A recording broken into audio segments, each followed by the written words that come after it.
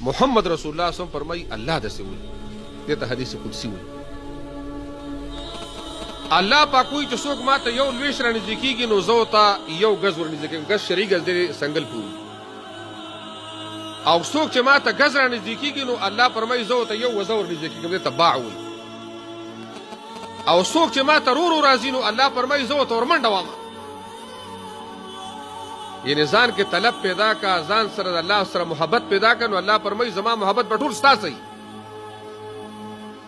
خو بیا الله رب العالمین فرمایي وایي په دې خلکو باندې زما خوښ عبادت دی چې دوی په فرایضو باندې عمل وکړي، چې ما په لمونځ فرض کړی دی، زکات دی، روژه ده، حج دی.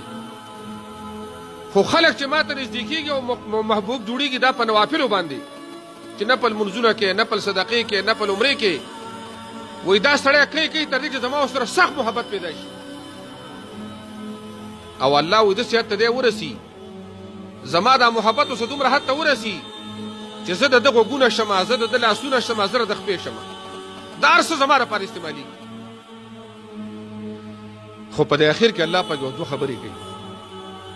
وایي دی دومره په دې نوافلو باندې ما ته نږدې شوی چې لئن سألني لأعطینه، چې څه رانه غواړي زه یې وله ورکومه، چې چغه وباسي او ته میلاویږي، چغه یې ښکته نه ځي.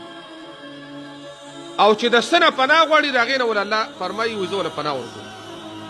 دې درجه کې د الله پر موږ او تاسو راولي. نن سبا فتنې ډېرې دي، مصیبتونه سیوا دي.